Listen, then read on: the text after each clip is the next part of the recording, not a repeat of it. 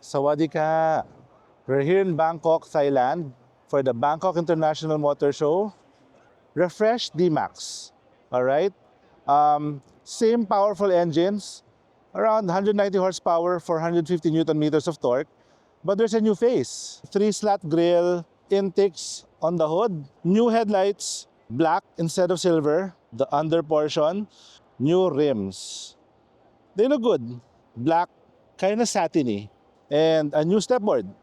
The cabin is the same, we're told. Nice materials, around 10-inch infotainment display with the usual CarPlay, Android Auto, and it's right-hand drive because it's Thai.